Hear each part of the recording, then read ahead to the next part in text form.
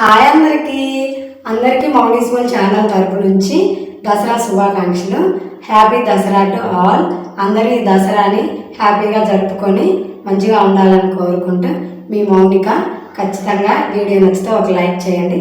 అలాగే మరిన్ని వీడియోస్ కోసం నా ఛానల్ సబ్స్క్రైబ్ చేసుకోండి.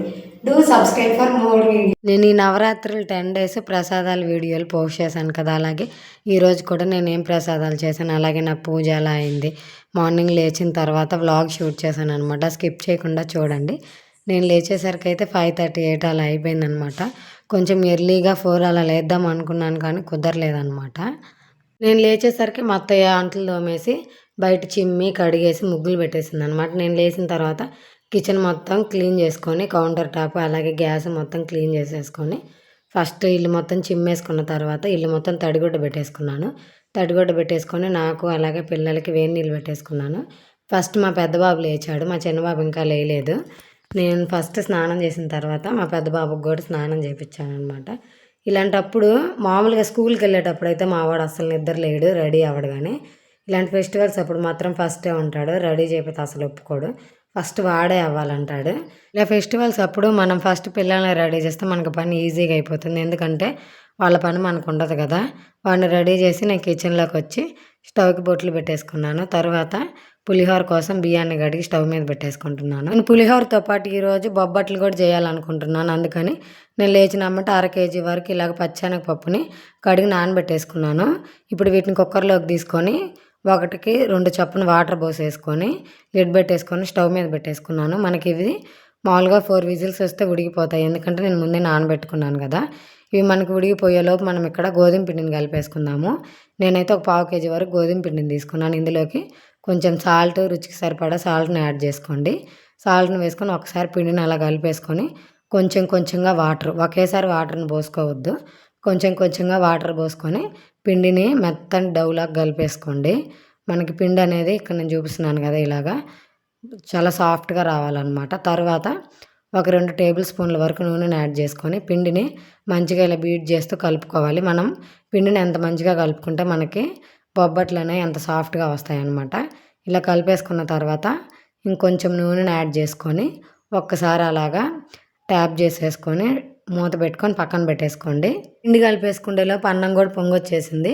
ఇప్పుడు ఈ అన్నంలో కొంచెం ఉప్పుని కూడా యాడ్ చేసుకొని ఒక్కసారి అలా కలిపేసుకొని అన్నం ఉడికించుకోవాలి. అన్నం ఉడికేలోపు ఇక్కడ కుక్కర్ కూడా ఒక 2 విజిల్స్ వచ్చేసింది. అన్నం ఉడికింది కదా, ఉడికిన తర్వాత నేనైతే గంజి వార్చుకుంటున్నాను. పులిహోరలోకి గంజి వార్చుకుంటే మనకు అన్నం అనేది పొల్లు పొల్లుగా ఉంటుంది కదా, పులిహోర కూడా మంచిగా వస్తుంది. అందుకని అనమాట. ఇప్పుడు కుక్కర్ 4 విజిల్స్ వచ్చేసింది కదా, ఇప్పుడు స్టవ్ ఆఫ్ చేసుకొని నేను ఇక్కడ కుక్కర్ ప్రెజర్ మొత్తం పోయిన తర్వాత చూపిస్తున్నాను. నాకైతే పప్పు మంచిగా ఉడికిపోయింది. ఇప్పుడు ఈ పప్పులో ఉన్న వాటర్ మొత్తము ఒక చిల్లురు గిన్నెలోకి ఇలాగ ఒక గిన్నెని పెట్టేసుకొని ఇలా వార్చేసుకొని ఇవి మనకి మంచిగా చల్లారేలోపు మిగతా ప్రాసెస్ నేను రెడీ అయ్యి వచ్చిన తర్వాత చూపిస్తాను. ఈరోజు మీకోసం simple get ready with me అనమాట. నేనైతే పెద్దగా క్రీమ్స్ అయ్యేం వాడను అనమాట. కొంచెం లైట్గా ఏదో క్రీమ్ వాడతానులే. ఆ క్రీము తర్వాత పౌడరు, ఒక చిన్న స్టిక్కరు, కుంకుమ పెట్టేసుకున్నాను. తర్వాత శారీకి మ్యాచ్ అయ్యే బ్యాంగిల్స్, సింపుల్ హెయిర్ స్టైల్, అలాగే ఒక హారం కూడా పెట్టేసుకున్నాను. ఇంతే నా గెట్ రెడీ విత్ మీ. నేను ఎప్పుడైనా ఇలాగే సింపుల్గా రెడీ అవుతాను. నా గెట్ రెడీ విత్ మీ మీకు ఎలా అనిపించింది అనేది కామెంట్ చేయండి. కావాలంటే ఒకసారి డీటెయిల్గా చేస్తాను. నేను రెడీ అయిపోయేసరికి మా చిన్నబాబు కూడా లేచాడు, వాడిని కూడా రెడీ చేసేసాను. వాడిని నేను రెడీ చేసేటప్పుడు అయితే అల్లరి చేస్తున్నాడు అనమాట. మీకు అందరికీ హాయ్ చెప్పమంటున్నాను. హాయ్ చెప్పమంటే చెప్తానని చెప్పేశాడు. రెడీ చేసేసిన తర్వాత నేనైతే ఇంకా మిగతా కుకింగ్ ప్రాసెస్లోకి వచ్చేసాను. ఇప్పుడు ఈ పప్పుని మిక్సీ జార్లోకి తీసుకొని మనకు బెల్లం అనేది నేను 1/2 kg పప్పు తీసుకున్నాను కదా, 1/2 kg వరకు బెల్లం పడుతుంది. ఇప్పుడు ఈ బెల్లాన్ని కూడా కొంచెం మిక్సీ జార్లోకి వేసుకొని మనకు ఫైన్గా మిక్సీ పట్టుకోవాలి. మంచిగా మిక్సీ పట్టుకున్న తర్వాత ఒక బాండీ తీసుకొని అందులోకి వేసేసుకోవాలి. మనం అలాగే మిగిలిన పప్పును కూడా మిక్సీ పట్టుకోవాలి. మిగిలిన బెల్లాన్ని కూడా ఇందులోకి వేసేసుకొని ఫైన్గా మిక్సీ పట్టుకోవాలన్నమాట. మనకి ఉండలు ఏం లేకుండా ఇక్కడ నేను చూపిస్తున్నాను కదా, ఇలాగా మెత్తగా మిక్సీ పట్టేసుకొని బాండీలోకి యాడ్ చేసేసుకొని ఇప్పుడు స్టవ్ ఆన్ చేసుకొని ఇప్పుడు ఇది మనకి దగ్గర పడే వరకు ఉడికించుకోవాలి.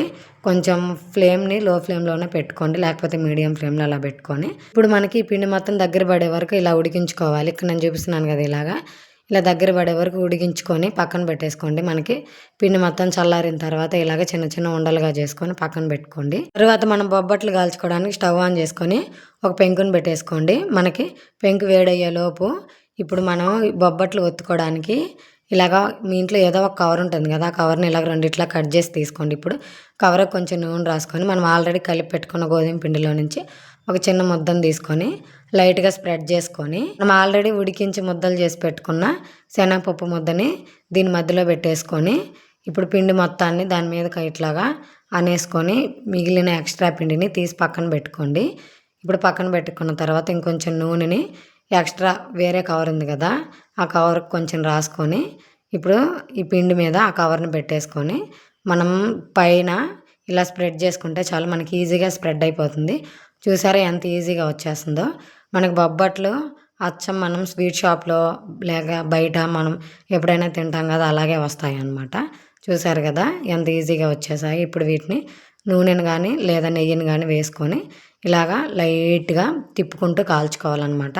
వేసినమ్మటే తిప్పొద్దు, ఎందుకంటే మనం పలచగా ఒత్తుకున్నాం కదా, ప్యాన్కి అంటుకొని పోతుంది. అందుకని ఇలా లైట్గా తిప్పుకుంటూ కాల్చుకోవాలి. ఇలాగే మిగతా బొబ్బట్లన్నిటిని కూడా కాల్చేసుకోవడమే. చాలా ఈజీ, అలాగే చాలా సాఫ్ట్గా కూడా వస్తాయి. ఖచ్చితంగా నేను చెప్పినట్టు మీరు కూడా ట్రై చేయండి. మీకు ఎలా వచ్చిందో నాకు ఖచ్చితంగా కామెంట్ చేయండి.